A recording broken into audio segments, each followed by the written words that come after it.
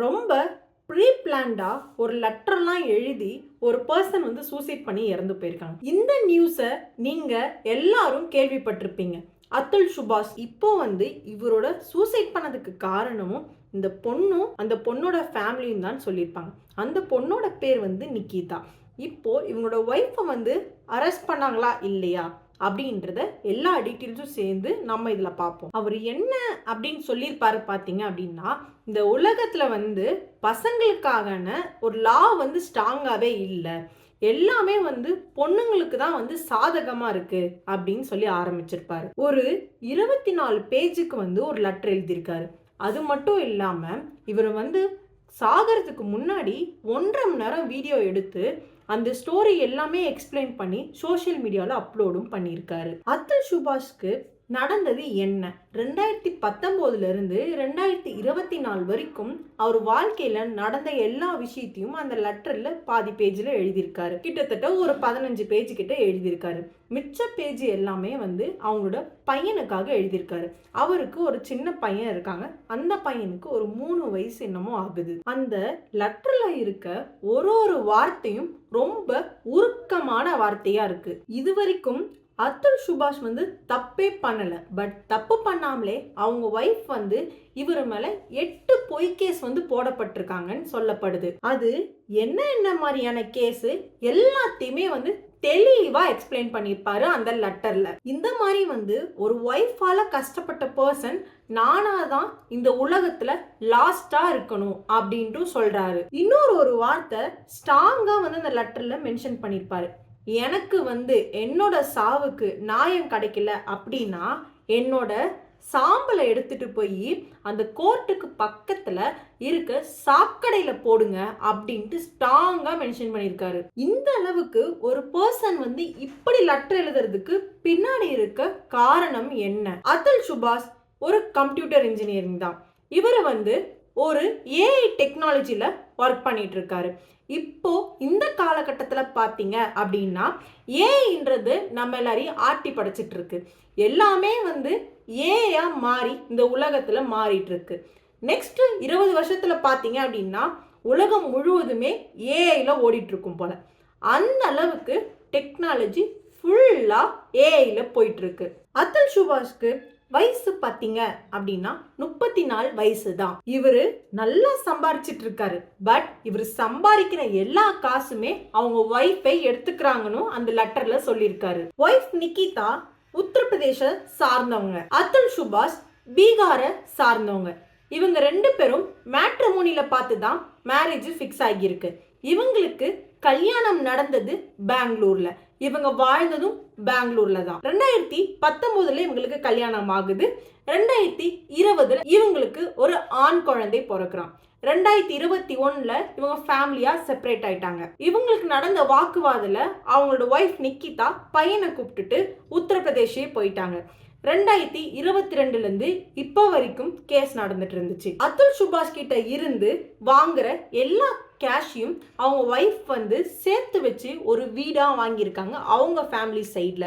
But எந்த பிஸ்னஸ்மே அவங்க wife side பண்ணாம வாங்கியிருக்காங்க.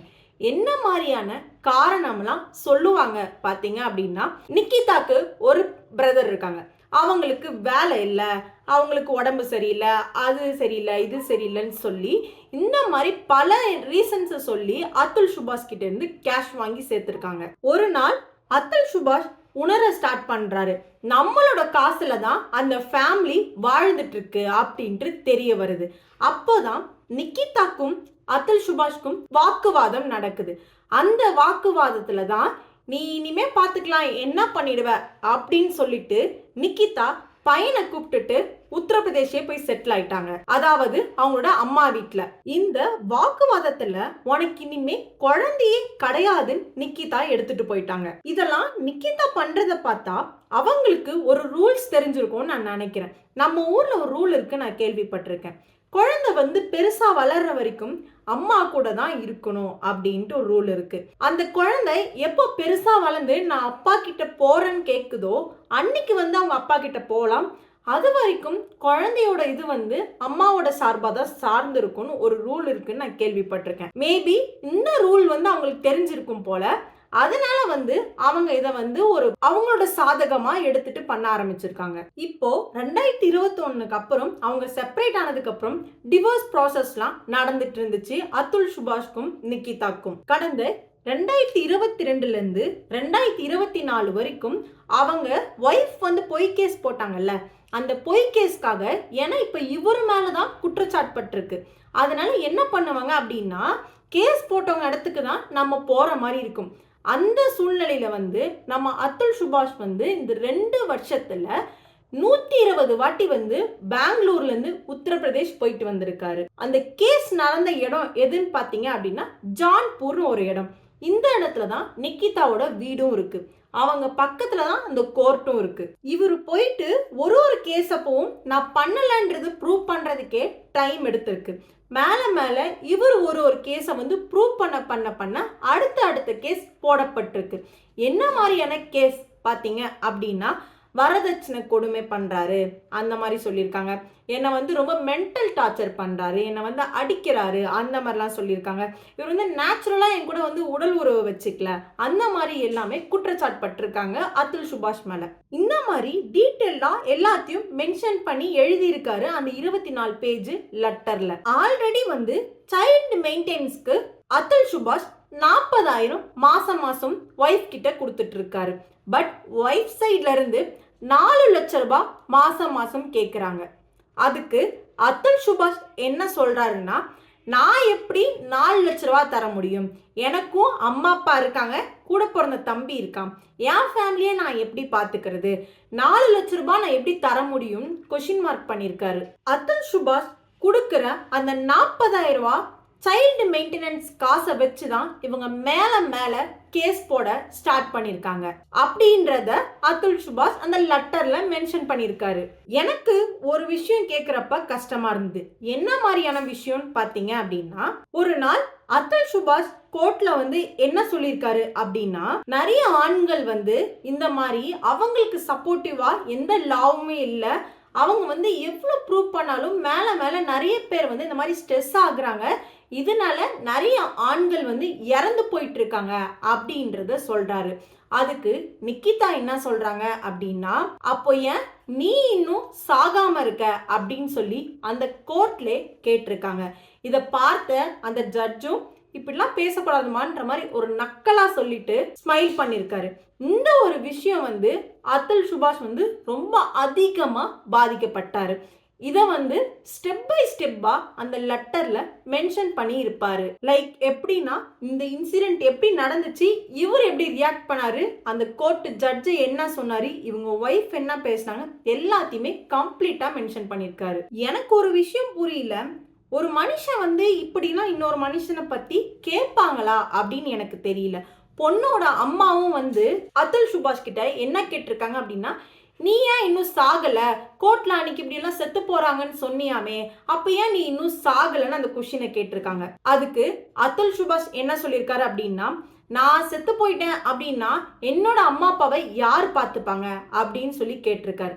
அதுக்கு நிக்கிதாவோட அம்மா என்ன சொல்லியிருக்காங்க அப்படின்னா, ஓ சோகத்திலே அவங்களும் கொஞ்ச நாள்ல செத்து போயிடுவாங்க அப்படின்ட்டு சொல்லியிருக்காங்க. அதுக்கப்புறம் என்ன நடந்திருக்கு அப்படின்னா, இவங்க இன்னொரு வார்த்தை சொல்லியிருக்காங்க, நீ செத்துட்ட, உன் ஃபேமிலியும் செத்துட்டாங்கன்னா அப்போ அந்த சொத்து எல்லாம் உன் பையனுக்கு தான் வரும், உன் பையன் சார்பா என் பொண்ணாலையும் அனுபவிக்க முடியும், அப்ப அது ஓகே அப்படின்ட்டு மூவ் ஆன் ஆயிருக்காங்க. இப்படிலாம் ஒரு ஆளால பேச முடியுமா அப்படின்னு கூட என்னால நினைச்சு பார்க்க முடியல. இதை நினைக்கிறப்போ வருத்தமா தான் இருக்கு. இது பொண்ணோ பையனோ 2 பேருமே நம்ம யோசிக்க வேணாம், யாரா இருந்தாலுமே கஷ்டப்படுவாங்க. ஏன்னா யாருமே சந்தோஷமா இருக்காங்க அப்படின்லாம் கிடையாது. நிறைய பேருக்கு பொண்ணோட வாழ்க்கையிலும் இப்படி நடக்கலாம், பையனோட வாழ்க்கையிலும் நடக்கலாம். யாருக்கு நடந்தாலும் நம்ம எல்லாருக்குமே சப்போர்ட் பண்ணுவோம். அந்த லெட்டர்ல எனக்கு 3 ஆப்ஷன் இருக்கு அப்படின்னு டிஸ்கிரைப் பண்ணிருப்பாரு. என்ன ஆப்ஷன் பாத்தீங்க அப்படின்னா, ஒரு நாள் அந்த கோர்ட்ல இருக்க ஜட்ஜு சொல்லுவாரு, நீ எனக்கு 5 லட்சம் ரூபாய் கொடு, உன் பக்கம் சாதகமா கேஸ க்ளோஸ் பண்ணிடுறேன் அப்படின்ட்டு ஜட்ஜு சொல்லுவாரு. எந்த ஊர்ல பாத்தீங்க அப்படின்னா, அந்த ஜான்பூர்ல அவங்க போட்ட கோர்ட்ல இருக்க ஜட்ஜே சொல்லுவாரு. அந்த டைம்ல அதுல் சுபாஷ் என்ன யோசிப்பாரு பாத்தீங்க, நான் தப்பு பண்ணல, பட் நான் ஏன் காசு கொடுக்கணும், என் மேல எந்த தப்புமே கிடையாது, நான் ஏன் காசு கொடுத்து அந்த கேஸை வந்து க்ளோஸ் பண்ணணும் அப்படின்னு யோசிக்க ஆரம்பிச்சிருக்காரு. லஞ்சம் கொடுக்கறதுக்கு எனக்கு விருப்பம் இல்லை அப்படின்னு நினைச்சிருக்காரு. ஆப்ஷன் 1 என்னதுன்னு பாத்தீங்க அப்படின்னா, லஞ்சம் கொடுத்து அந்த விஷயத்தை க்ளோஸ் பண்ணணும் அப்படின்னா லஞ்சம் கொடுக்க எனக்கு விருப்பம் இல்லை அப்படின்றது. ஆப்ஷன் 2 என்னன்னு பாத்தீங்க அப்படின்னா, இது வந்து இன்னும் இந்த கேஸ் வந்து நீடிச்சுட்டு போயிட்டே தான் இருக்கும், மீண்டும் மீண்டும் நான் வந்து போய் அந்த கேஸோட ஃபைட் பண்ணிட்டே இருக்கணும். ஸோ இவ்வளோ நாளாக வந்து நான் ஃபைட் பண்ணிட்டு தான் இருக்கேன், இன்னமும் ஃபைட் பண்ணுறதுக்கு எனக்கு என் உடம்புல தெம்பு இல்லைன்னு சொல்லியிருக்காரு. 2வது ஆப்ஷன். 3வது ஆப்ஷன் என்னன்னா, அந்த ஜட்ஜும் சரி, ஒய்ஃபும் சரி, ஒய்ஃபோட அம்மா, ஒய்ஃபோட பிரதர் எல்லாரும் சொன்ன ஒரு டெசிஷனே நான் வந்து சூஸ் பண்ணிட்டு மூவ் ஆன் ஆறேன், இந்த உலகத்தை விட்டே நான் போறேன் அப்படின்னு முடிவெடுத்திருக்காரு. அதுல் சுபாஷ் ஒரு ஐடி எம்ப்ளாயின்றதுனால டாக்ஸும் நிறைய பே பண்ணிட்டு தான் இருப்பாரு. அவரு அந்த லெட்டர்ல ஒரு வார்த்தை சொல்றாரு, நான் டாக்ஸ் கட்டுறேன் கவர்மெண்ட்க்கு, பட் எனக்கே இந்த உலகத்துல வந்து நியாயம் கிடையாது, பட் இந்த உடம்பு வந்து இந்த ஒரு காசு சம்பாதிக்கிறதுக்கு மட்டும் தானே வாழ்ந்துட்டு இருக்கு, நான் போயிட்டேன்னா காசு எப்படி கிடைக்கும், இந்த உடம்ப வந்து காசுக்காக மட்டும் தானே மதிச்சிட்டு இருக்கீங்க அப்படின்னு சொல்லி யோசிக்கிறாரு. அப்படின்னு சொல்லி அந்த லெட்டர்ல எழுதியிருக்காரு. அவரு அந்த பையனுக்கு எழுதின லெட்டர்ல என்ன இருக்குன்னு பாத்தீங்க அப்படின்னா, உலகத்துல யாரையும் நம்பாத, உங்க அம்மாவை பத்தி உனக்கு ஒரு நாள் தெரியும் அப்படின்னு சொல்லி லெட்டர்ல மென்ஷன் பண்ணியிருக்காரு. ரொம்ப ரொம்ப ஒரு ப்ரீ பிளான்டா பண்ணது தான் இவரோட சூசைட். யோசிச்சு பாருங்க, இவரோட காரோட கீ கூட எங்க இருக்குன்னு அந்த லெட்டர்ல மென்ஷன் பண்ணியிருக்காரு. அவரோட காரோட கீ வந்து ஃப்ரிட்ஜ் மேல இருக்கு, இது வந்து ஆஃபீஸோட கார் அப்படின்றத கூட வந்து டீட்டெயிலாக அந்த லெட்டர்ல மென்ஷன் பண்ணி எழுதியிருக்காரு. அப்புறம் என்ன சொல்லியிருப்பாரு பாத்தீங்க அப்படின்னா, இவர் இறந்து போனது பெங்களூர்ல தான். பெங்களூரோட கோர்ட் வந்து ரொம்ப ஸ்ட்ராங்கா இருக்கு, ஸோ இந்த கேஸை வந்து பெங்களூர் கோர்ட்ல டீல் பண்ணுங்க, இதை வந்து 4 சவுத்துக்குள்ள டீல் பண்ணாதீங்க, பப்ளிக் எல்லாருக்குமே தெரியணும், ஸோ லைவா கேஸை வந்து ஆக்சஸ் பண்ணுங்கன்னு சொல்லியிருக்காரு. டிசம்பர் 9ஆம் தேதி அன்னைக்கு அவர் இறந்து போனாரு. கிட்டத்தட்ட ஒரு வாரமா அவங்களோட ஃபேமிலியை வந்து எல்லாருமே அப்ஸ்காண்ட் ஆயிட்டாங்க. இப்போ அவங்களோட ஒய்ஃபை அரெஸ்ட் பண்ணாங்களா இல்லையான்ட்டு பார்ப்போம். இந்த உலகமே வந்து பொண்ணுங்களுக்கு தான் வந்து சட்டம் ஃபுல்லாவே சப்போர்ட் பண்ணுது, பசங்களுக்கு எந்த சப்போர்ட்டுமே இல்லை அப்படின்றது ஸ்ட்ராங்கா சொல்லியிருக்காரு. அதுக்கப்புறம் இந்த உடம்புக்கு வந்து நியாயம் கிடைக்குமா இல்லையா அப்படின்றதையும் கேட்டிருக்காரு. முன்னாடி காலத்தெல்லாம் பார்த்தீங்க அப்படின்னா, பசங்களுக்கு வந்து பொண்ணுங்க வந்து அடிமையா இருக்காங்க அப்படின்னு சொல்லி தான் இந்த மாதிரி சட்டம்லாம் கொண்டு வந்தாங்க. பட் இந்த காலகட்டத்தில் அந்த சட்டத்தை வந்து தப்பா யூஸ் பண்ணிக்கிட்டு இருக்காங்க அந்த நிக்கிதா. அவரே ஒரு ஐடி எம்ப்ளாய், அவரையா வந்து வரதட்சணை கொடுமைலாம் பண்ண போறாரு அப்படின்ற மாதிரி அவரே அந்த லெட்டர்ல எழுதியிருக்காரு. இன்னொரு பொய் கேஸ் என்னன்னு பாத்தீங்க அப்படின்னா, நிக்கிதாவோட அப்பா இறந்ததுக்கு காரணமும் அதுல் சுபாஷ் தான் அப்படின்ட்டு ஒரு கேஸ் போடப்பட்டிருக்கு. இந்த கேஸ்க்கு அவர் ஒரு எக்ஸ்பிளனேஷன் கொடுக்கிறாரு. அதுல் சுபாஷ் என்ன சொல்றாரு பாத்தீங்க அப்படின்னா, நாங்க வந்து கல்யாணம் ஃபிக்ஸ் ஆனப்போ சீக்கிரமா கல்யாணம் பண்ணணும்னு சொன்னதே வந்து பொண்ணோட ஃபேமிலி தான், பொண்ணோட அப்பாக்கு உடல்நிலை வந்து சரியில்லை, அதனால சீக்கிரமா கல்யாணம் பண்ணணும்னு அவங்க தான் சொன்னாங்க. அவர் ஆல்ரெடி வந்து ஒரு ஹார்ட் ரிலேட்டடா இஷ்யூல வந்து ஃபேஸ் பண்ணிட்டு வாழ்ந்துட்டு இருந்தாரு, அதனால அவருக்கு உடம்பு சரியில்லைன்னா சீக்கிரமே கல்யாணம் பண்ண வச்சாங்க, நாங்க தான் கல்யாணத்துக்கு ஃபுல்லாவே செலவே பண்ணோம் அப்படின்றதையும் சொல்லியிருக்காரு. முன்னாடியே உடம்பு சரியாம இருந்தாரு, அவரு ஹார்ட் இஷ்யூனால இறந்து போயிட்டாரு, பட் கடைசியில அவர் சாவுக்கு நான் தான் காரணம்னு என்ன வந்து போய் கேஸ் போட்டுட்டாங்க அப்படின்ட்டு சொல்லியிருக்காரு. அதுல் சுபாஷோட குழந்தைய வந்து 1 வருஷம் தான் காமிச்சிருக்காங்க. கடந்த 2 வருஷமா வந்து அதுல் சுபாஷ் அவர் குழந்தைய பார்க்கவே இல்லை. பார்க்கணும்னு கேட்டா அவங்க ஒய்ஃப் நிக்கிதா 30 லட்சம் ரூபாய் காசு கேட்டிருக்காங்க. அப்புறம் நிக்கிதா என்ன சொல்றாங்க அப்படின்னா, இந்த கேஸ் எல்லாமே க்ளோஸ் பண்ணி செட்டில் பண்ணணும் அப்படின்னா நீ எனக்கு 1 கோடி ரூபாய் கொடு அப்படின்னு கேட்குறாங்க. இவங்க கேட்குற அமௌண்ட் எல்லாம் பார்த்தா ரொம்ப சின்ன அமௌண்ட்டா கூட இல்லை. அப்போ அதுல் சுபாஷ் என்ன சொல்றாரு பார்த்தீங்க அப்படின்னா, எனக்கு நியாயம் வேணும் அப்படின்னு சொல்லி நான் கோர்ட்டுக்கு போனா கூட அங்கேயும் 5 லட்சம் ரூபாய் பணம் கேட்குறாங்க. அது மட்டும் இல்லாம நான் க்ளோஸ் பண்ணிடுறேன் கேஸ் எல்லாம் அப்படின்னு சொல்லிட்டு ஒய்ஃப் நிக்கிதா வந்து ஒரு கோடி ரூபாய் காசு கேட்குறாங்க. பணம் தான் இந்த உடம்புல வந்து பணத்துக்கு தான் நீங்க எல்லாம் பண்ணிட்டு இருக்கீங்க அப்படின்ட்டு அவர் யோசிக்கிறாரு. நான் உயிரோட இருக்கிறதுனால தானே எங்க போனாலும் என்கிட்ட காசு கேட்குறீங்க, இந்த உலகத்தை விட்டே நான் போயிடுறேன் அப்படின்னு லெட்டர்ல எழுதியிருக்காரு. நான் கல்யாணம் பண்ண பொண்ணே என்கிட்ட இருக்க காசை புடுங்கிட்டே இருக்கா, அது மட்டும் இல்லாம டாக்ஸும் நான் கட்டிட்டு இருக்கேன், டாக்ஸ் கட்டினா கூட எனக்கு நியாயம் கிடைக்காது, அந்த மாதிரி ஜட்ஜெல்லாம் இந்த உலகத்துல இருக்காங்க, நான் உலகத்தை விட்டே போயிடுறேன், காசும் என்னால வராது அப்படின்னு சொல்லியிருக்காரு. ஒய்ஃபை பிடிச்சாங்களா இல்லையா, ஒரு வாரமா தீவிரமா தேடிட்டு இருக்காங்க. பட் இவங்க ஒய்ஃபு, இவங்க அம்மா, இவங்களோட பிரதர் எல்லாருமே கம்ப்ளீட்டா அப்ஸ்காண்ட் ஆகி போயிட்டாங்க. தீவிரமா பெங்களூர்ல இருந்து கிளம்பி போய் போலீஸ் உத்தரப்பிரதேஷ்ல தேடுறாங்க. பட் அவங்கள கண்டுபிடிக்கவே முடியல. அவங்க வீட்டுல போய் பார்த்தா அவங்க வீடு பூட்டி இருக்கு. அங்க போலீஸ் ஒரு நோட்டீஸ் பேஸ் பண்ணிட்டு வந்துடுறாங்க. மீண்டும் எந்த ரெஸ்பான்ஸும் அவங்க சைட்ல இருந்து இல்லை. பட் இவங்க அம்மாவும் பிரதரும் ஒரு டீம் ஆயிட்டாங்க, அவங்க ஒய்ஃப் ஒரு டீம் ஆயிட்டாங்க. 2 பேரும் வேற வேற திசையில இருக்க ஊருக்கும் கிளம்பி போயிட்டாங்க. இவங்களோட கான்வர்சேஷன் எல்லாமே வாட்ஸ்அப்ல தான் நடந்துட்டு இருக்கு. இப்போ இந்த குழந்தை எங்க இருக்குன்னு பாத்தீங்க அப்படின்னா, அந்த குழந்தைய அவங்களோட ரிலேட்டிவ் வீட்டில் விட்டுட்டு நிக்கிதா மட்டும் கிளம்பி ஊரு விட்டு ஊரு போயிட்டாங்க. அதாவது அது என்ன ஊர்னு பார்த்தீங்க அப்படின்னா, உங்க ஒய்ஃப் ஹரியானால இருக்க குருகிராமுக்கு போயிட்டாங்க. இது வேற ஒரு ஸ்டேட். இவங்களோட அம்மாவும் பிரதரும் எங்க போனாங்க பாத்தீங்க அப்படின்னா, பிரயாக்ராஜ்னு ஒரு ஊருக்கு போயிட்டாங்க. உத்தரப்பிரதேஷ்லே அவங்க ஜான்பூர்ல இருந்து பிரயாக்ராஜுக்கு ஒரு 100 கிலோமீட்டர் டிஸ்டன்ஸ் தள்ளி போயிட்டாங்க. பட் இவங்களோட கான்வர்சேஷன் எல்லாமே வாட்ஸ்அப் காலில் தான் நடந்துட்டு இருக்கு. இவங்க சேட் கூட பண்ணிக்கல. இப்போ வாட்ஸ்அப்ல பண்றப்போ போலீஸால ட்ராக் பண்ணவும் முடியாது. இவங்க குருகிராம் போயிட்டு அங்க ஒரு நல்ல பப்ளிக்கான ஒரு பிளேஸ்ல ஒரு பிஜி எடுத்து அங்கேயும் ஸ்டே பண்ணி செட்டில் ஆயிட்டாங்க. இப்போ போலீஸ்க்கு எந்த இன்ஃபர்மேஷனும் வரல. பட் நிக்கிதா ஒரு தப்பு பண்ணி மாட்டுறாங்க. அதுதான் என்னன்னு இப்ப சொல்றேன். வாட்ஸ்அப் கால்ல தான் கான்வர்சேஷன் பண்ணிட்டு இருந்த நிக்கிதா தெரியாம அவங்களோட ரிலேட்டிவ்க்கு நார்மலா ஒரு கால் பண்ணிட்டாங்க. இப்போ அந்த நார்மல் கால் பண்ண உடனே அவங்க கட் பண்ணவும் செஞ்சுட்டாங்க. பட் இதை வச்சு அந்த ஏரியாவுக்கு போலீஸ் போயிட்டு அவங்களோட நெட்வொர்க் எல்லாம் ட்ராக் பண்ணி ஒரு பேஜில் போய் லாஸ்ட்டு 1 வீக்ல யார் அட்மிஷன் வந்தாங்க எல்லா டீட்டெயில்ஸும் எடுத்து பார்க்குறப்போ நிக்கிதா சிக்கிட்டாங்க. இப்போ நிக்கிதாவை வச்சு நிக்கிதாவோட ஃபோன்ல இருந்தே அவங்க அம்மாவுக்கு கால் பண்ண வச்சாங்க. அப்படியே பண்ண வச்சு பட் உடனே அவங்க அம்மா இருக்க இடத்துலையும் போலீஸ் அம்மா பிரதரையும் பிடிச்சிட்டாங்க. குற்றம் நடந்த இடம் பார்த்தீங்க அப்படின்னா நம்மளோட பெங்களூர். ஸோ பெங்களூர்ல தான் இப்போ டீல் பண்ண முடியும். அங்கிருந்து எப்படியாவது பெங்களூர் கூப்பிட்டுட்டு வரணும்.